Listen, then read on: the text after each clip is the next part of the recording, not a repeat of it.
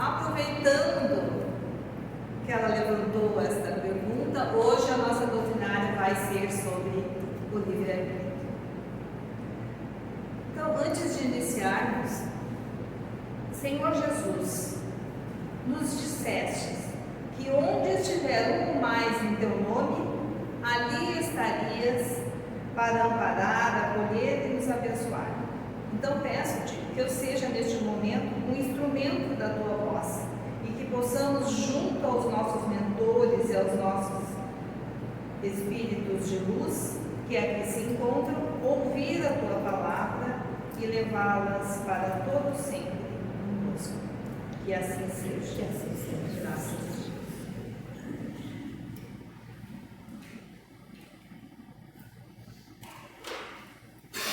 Então, gente, eu gostaria de escrever aqui, mas ele não tem quadro, lá na sede a gente tem quadro. Então eu vou dizer vou falar de uma frase que nós vamos, durante a doutrinária, vamos levar para casa também, para a gente refletir sobre o que está aqui. Então a frase que está lá na Bíblia, acho que recordo, esqueci de anotar aqui. Tudo me é permitido, mas nem tudo bom. Tudo me é permitido, mas eu não deixarei que nada me domine.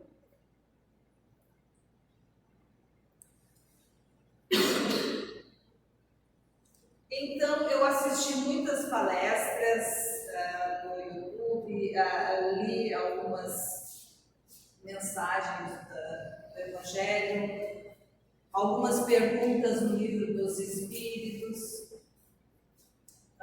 também nos estudos que eu já fiz lá na sede da doutrina espírita, sobre o livre-arbítrio. Tem um senhor que faz muitos vídeos sobre a doutrina espírita e eu gosto muito de seguir e ouvir, porque ele esclarece a gente com muita precisão, assim, delicadeza e carinho. O nome dele é Jorge Elarra, parece que é assim o nome dele. Isso. Então eu gosto muito dele. Ele diz muita coisa pra gente. Então eu procurei e vou falar algumas frases, algumas coisas que ele disse nesses vídeos que eu assisti sobre o livre-arbítrio. Então diz assim: a liberdade do espírito na sua trajetória espiritual. Em leitura de algum texto ou obra espírita, é bem provável que você já tenha se deparado com o termo livre-arbítrio, que nada mais é que o poder de escolha de um espírito sobre alguma coisa. Por trás deste conceito razoavelmente simples, guarda um dos grandes pilares do espiritismo, que é a lei da liberdade. Enquanto algumas doutrinas seguem uma linha de proibição e rígido controle das ações dos indivíduos, a doutrina espírita trata a liberdade como uma lei entendida como a faculdade de escolha do espírito. Tal liberdade se inicia desde o seu planejamento encarnatório, ainda no plano espiritual. O próprio espírito tem ou não o poder de escolha de algumas provas que seja ou que deseja passar em suas encarnações, visando o desenvolvimento de seu ciclo evolutivo. Então, se vocês lembrarem, lá na outra doutrinária que eu falei sobre, eu gosto muito de estimular, que eu falei sobre o perispírito, lembra? Que a gente é 3 em 1, né? Triuno. Então, nós temos o o Espírito. Daí nós temos uma vestimenta, como se fosse uma vestimenta porosa, gasosa, que a gente não percebe, mas é uma matéria muito sutil, que é o nosso perispírito, que vai dar forma ao Espírito. Porque o Espírito é uma chama, como a gente viu, uma centelha. Então, para ele habitar o nosso corpo, tem que ter esse perispírito, que esse perispírito, a matéria, é aquela que envolve o globo, o órgão onde a gente vai encarnar. Então, o espírito, junto com o perispírito, lá no momento da nossa fecundação, eles vão se unir junto ao óvulo, né? E vão começar a formar o nosso corpo. Então, aqui diz que antes mesmo da nossa reencarnação, a gente tem um planejamento, que a gente falou também daquela vez. Né? Quando a gente desencarna, o nosso perispírito, lembra? É como se fosse a caixa preta do avião. Ele vai com as nossas intenções, com as coisas que a gente fez aqui na Terra, erradas ou certas, ele leva consigo, junto com o Espírito, para a erraticidade. O nosso corpinho fica aqui na Terra. Então, lá em cima, na outra dimensão, a gente encontra, depois de um certo tempo, depois de permanecermos sendo atendidos, né? Até a gente acordar de novo, até a gente leva um tempo, e daí vem a gente viu as coisas que a gente fez de errado, as coisas certas, e daí a gente encontra uma comissão que nos ajuda a fazer um novo planejamento para retornar para a Terra. Ou um órgão onde a gente necessita reencarnar. E daí a gente volta. Tudo aquilo que eu aprendi na outra encarnação vem de novo comigo. A gente chega aqui e esquece. E daí a gente começa uma nova jornada, uma nova caminhada.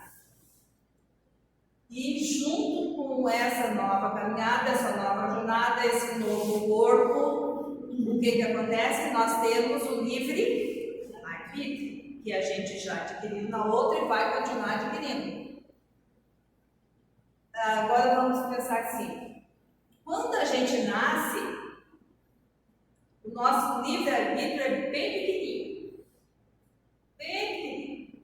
Então, nós vamos transitar ali dentro. Aqui diz, né? Ali falou que o livre-arbítrio é as nossas escolhas. Então, aqui dentro desse pequeno livre-arbítrio, quando eu nasci, quem escolhe as minhas roupas são meus pais. Quem escolhe a hora do banho é o pai. Quem escolhe a mãe? Quem escolhe os alimentos que eu vou ingerir é a família. Então, nós temos um livre-arbítrio muito pequeno.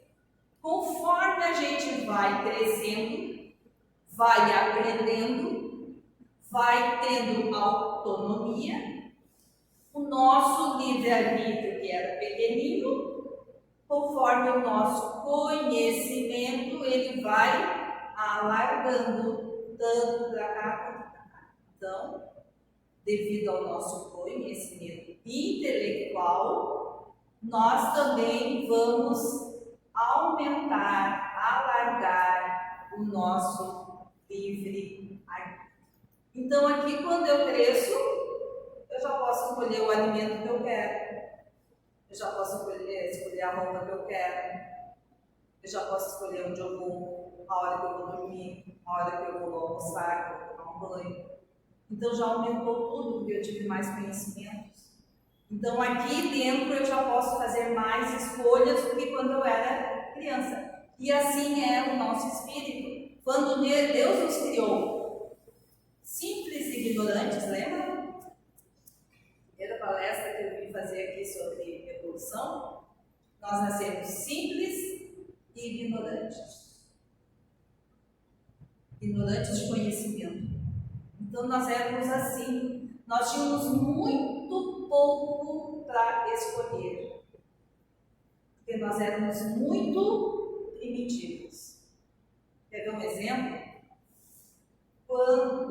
Se a gente pegar esse exemplo que foi esse senhor que deu, né? Ele falou assim: se a gente pegar um homem lá da pré-história, lá das cavernas, e pedir para ele fazer um instrumento para a gente poder abater um animal para comer, ele vai fazer. Porque lá ele aprendeu a fazer os instrumentos de pedra, de metal. Agora, se tu pedires para este mesmo homem para ele fazer uma vacina, ele vai conseguir fazer? Não. Porque lá no tempo das cavernas ele tinha isso aqui de livre-arbítrio. Ele tinha muito pouco conhecimento da tecnologia, da ciência. Então ele só podia fazer aqueles instrumentos que ele sabia fazer. Então ele não podia fazer a vacina, porque ele não tinha maiores conhecimentos.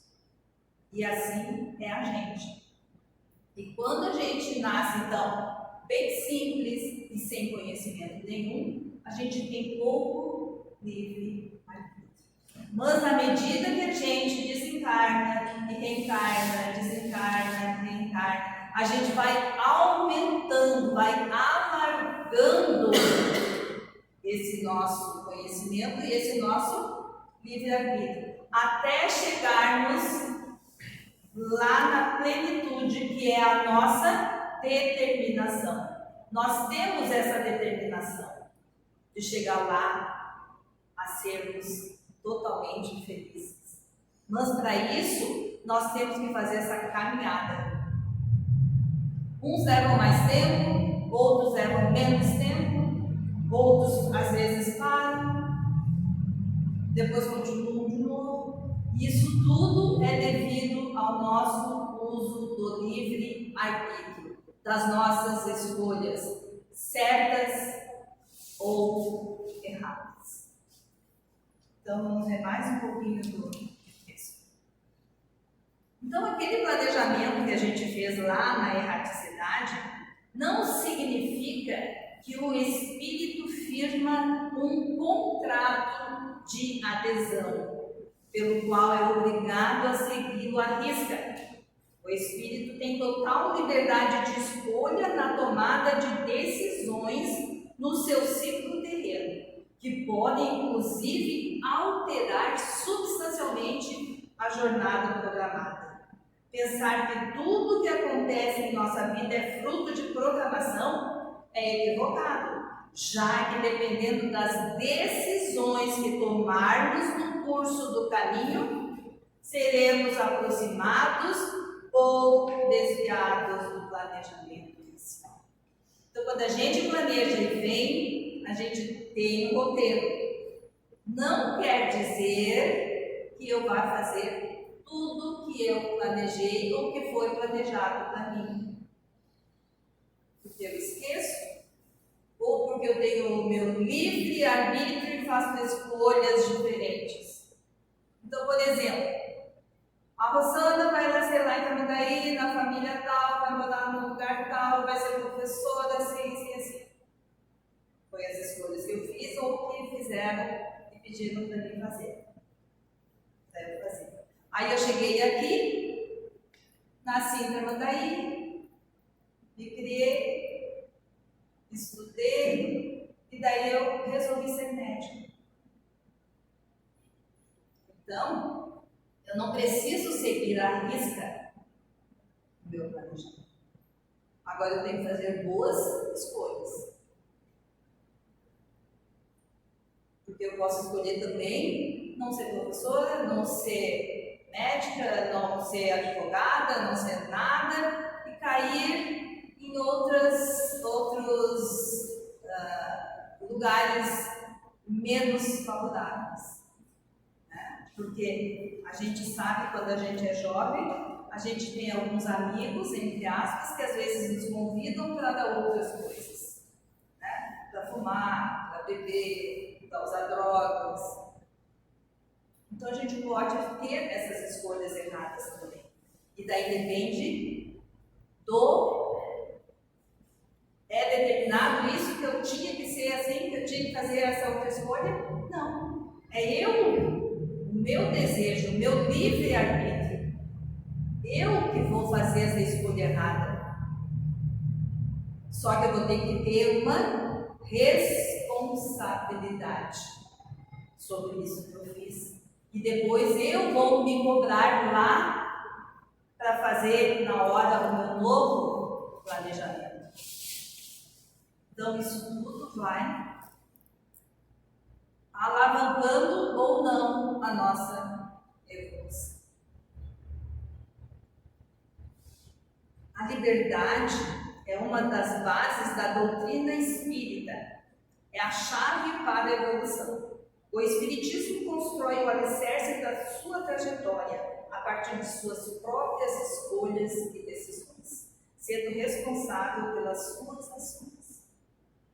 Claro que existe um amparo constante da espiritualidade nessas decisões, mas certo que são fruto da faculdade de escolha do Espírito. Então a gente diz, mas tem o anjo da guarda, né? Tem os mentores, claro que tem. Eles estão ao nosso lado, eles nos ajudam, eles nos intuem, mas eles não tomam as nossas decisões. Nós não podemos dizer, eu fiz isso porque o meu guia diz lá, o meu mentor diz, vai fazer isso aí. Não. A gente é que tem o desejo de fazer tal coisa ou não. Depende também da nossa evolução também. Quanto mais eu acerto, mais eu evoluo e mais eu tenho livre-arbítrio, mais conhecimento. Tem umas perguntas do Livro dos Espíritos, a 825. Há no mundo posições em que o homem pode gabar-se de gozar de uma liberdade absoluta? A resposta: não. Porque todos nós temos necessidade um dos outros, tanto os pequenos como os grandes. Então aqui, gente, está perguntando, será que eu posso ter uma liberdade absoluta devido a eu ser maior ou menor? Aqui a resposta é não, porque todos nós temos necessidades um dos outros, tanto dos pequenos quanto dos grandes. Então, o que a gente considera pequeno ou grande? Quem é pequeno aqui e quem é grande aqui? Quem somos nós para decidir? Então, eu tenho uma liberdade absoluta? Não. Porque nós temos que interagir um com o outro. Então, eu tenho que saber os direitos de vocês e vocês têm que saber os meus direitos. E aí transita a nossa liberdade. Temos que ter um limite. Eu não posso avançar até o ponto e nem vocês até o ponto. E isso é um com o outro. É lá em casa, com o pai, com a mãe, com os filhos, com o marido, com o esposo, com o namorado, com o vizinho, com a vizinha. Então nós interagimos. Nós temos liberdade, nós temos o direito de respeitar a liberdade do outro. Outra pergunta, 826. Em que condições o homem poderia gozar de uma liberdade absoluta? A resposta: como eremita no deserto, desde que dois homens estejam juntos, há entre eles direitos a serem respeitados e, consequentemente, não mais terão liberdade absoluta. Então nós temos liberdade absoluta aqui entre nós? Não. Porque aqui está dizendo que todos nós temos liberdade. Mas eu tenho que conviver com a liberdade alheia. Onde nós poderíamos então ter uma liberdade absoluta? Eles falaram aqui os espíritos, lá no deserto, porque lá no deserto eu estou sozinha, não tem ninguém para conviver comigo. Então o que eu fizer é comigo e para mim. Então lá eu tenho aquela liberdade absoluta, mas nós aqui não temos. Nós temos o livre arbítrio de escolher dentro daquela liberdade que posso fazer e o que eu não posso fazer. A outra pergunta, a 827. A obrigação de respeitar os direitos alheios tira do homem o direito de ser senhor de si mesmo? Não. Eu respeito o direito da liberdade de vocês, mas eu não vou deixar de ter a minha liberdade, porque eu vou respeitar a de vocês. Essa é a pergunta. Tinha muitas outras perguntas que eu vou indicar para vocês o Livro dos Espíritos. Daí releio, que é muito interessante e esclarece muitas coisas da gente. Aqui eu achei um texto assim. Livre-arbítrio. A pessoa humana vive através de escolhas. Na infância, geralmente, as escolhas são feitas pelos pais. Contudo, quando começa a adquirir liberdade para os seus atos, a própria pessoa começa a escolher. A pessoa pode escolher alimentos que podem ser bons ou ruins para o seu organismo. Ingerir bebidas alcoólicas em demasia, fumar, usar drogas ilícitas, sabendo que podem ser prejudiciais. É a própria pessoa que escolhe se irá viver sozinha ou com alguém. Se constituirá a família, o namorado ou a namorada, o companheiro ou a companheira, o esposo ou a esposa, se terá filhos, a forma de criação destes. O trabalho é escolhido pela pessoa, assim como o local de moradia, tendo liberdade de mudar quando quiser e se tiver oportunidade. Se a pessoa tiver força de vontade e se esforçar, estudará o curso que desejar. A religião pode ter sido escolhida pelos pais na infância, mas a pessoa pode fazer nova escolha posteriormente, até não seguir nenhuma religião. Os estabelecimentos, os bares e locais de lazer para comprar ou frequentar são escolhidos pela própria pessoa. Cabe à pessoa decidir se irá ter ou dirigir um veículo habilitada para tal ou não. Quando se deparar com alguma dificuldade, inclusive doença, a pessoa poderá desistir ou procurar resolvê-la, ainda que não consiga.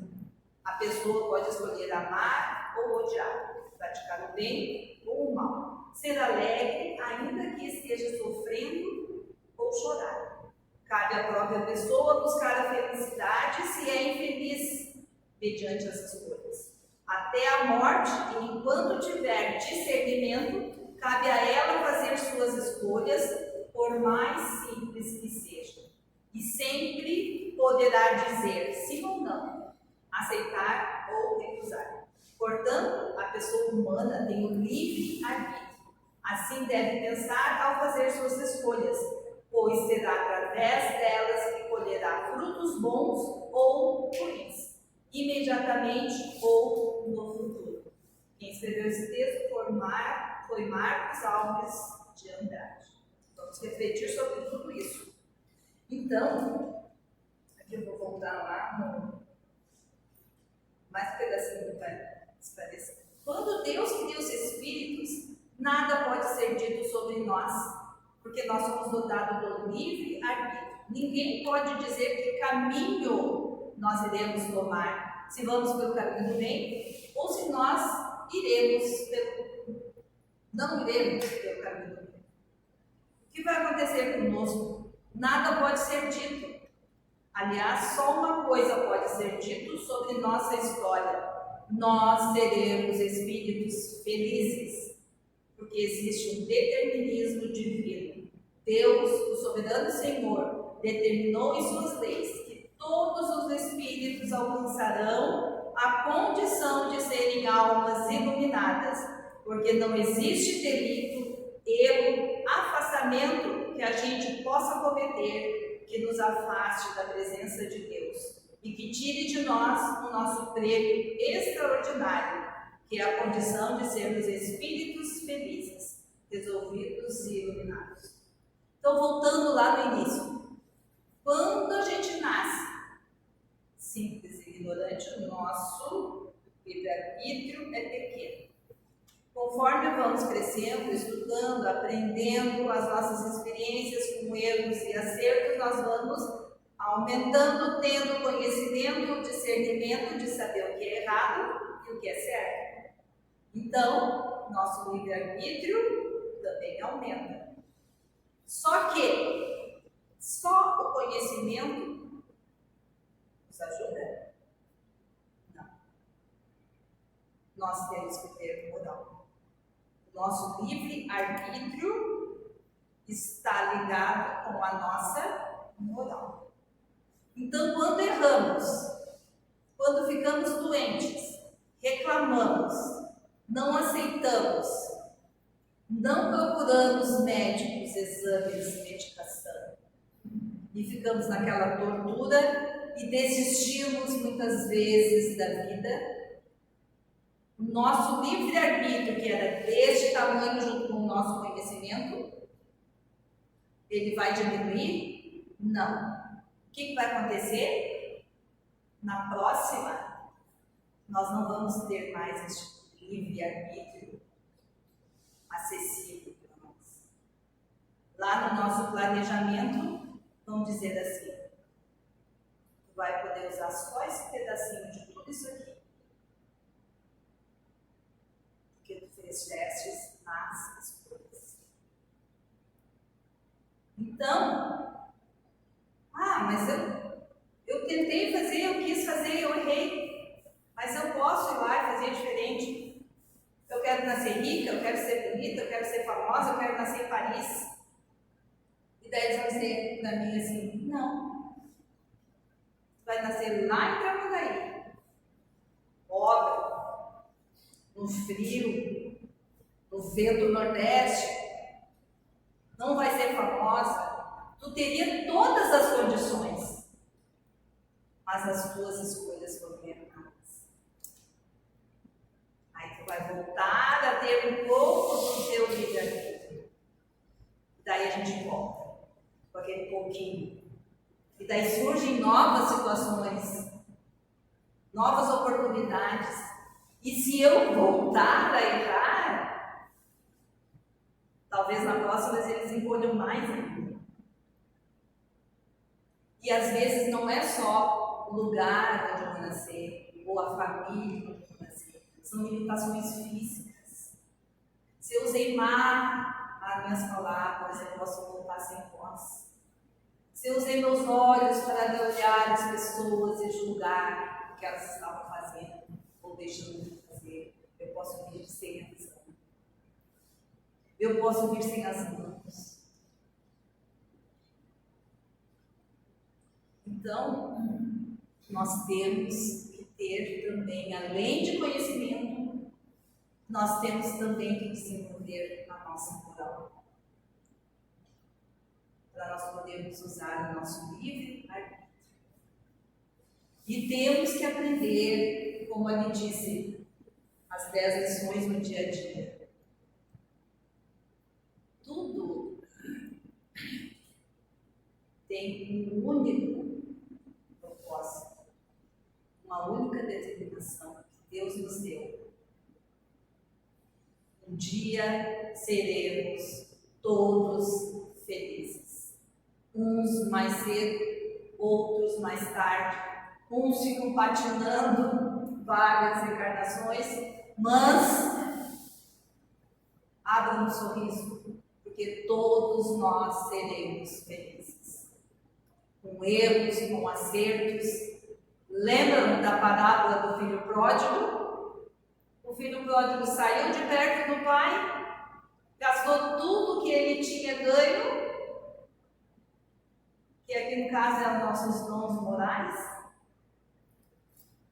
e depois ele teve humildade, arrependimento e voltou.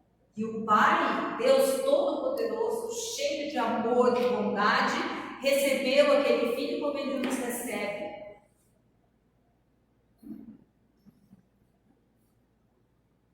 Com perdão, com amor, com misericórdia, com compaixão. Então temos que ser gratos, agradecer todos os dias a oportunidade de estar aqui e aproveitemos o nosso livre-arbítrio. Vamos fazer boas escolhas. Se errarmos, vamos ter a humildade de dizer: errei, mas eu posso fazer diferente. E nos encontraremos lá bem felizes. Quizá daqui a 1.000, 2.000, 3.000, 30.000 anos, não sei, mas seremos felizes. Gratidão a todos.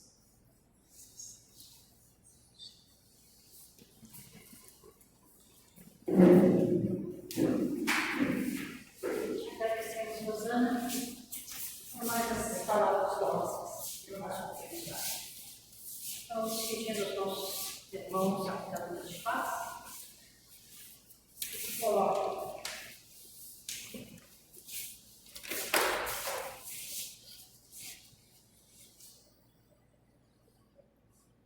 Irmãos, vamos elevar nosso pensamento a Deus, nosso Pai, a Jesus, nosso irmão, companheiro de jornada, para que possamos receber e levar para nosso lar todos os bons fluidos, todas as boas energias que serão enviadas neste momento.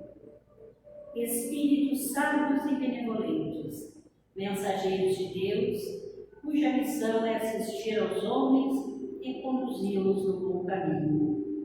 Sustentai-nos nas provas desta vida, dai-nos força de suportá-las sem murmurar. Desviai-nos dos maus pensamentos e fazei com que não temos acesso a nenhum dos maus espíritos que tentarem nos induzir ao mal. Esclarecei nossas consciências sobre nossos defeitos e elevai sobre os olhos o véu do orgulho que poderia nos impedir de perceber e de confessá-los a nós mesmos. Vós, sobre nosso anjo guardião, que mais valeis particularmente por cada um de nós, todos vós, os espíritos protetores, que nos interessais por nós, fazei com que nos tornemos dignos de vossa benevolência. Conheceis nossas necessidades, que elas sejam satisfeitas segundo a vontade de Deus. Queridos irmãos, o passe foi transmitido, vamos em paz e que Deus nos acompanhe. Assim seja.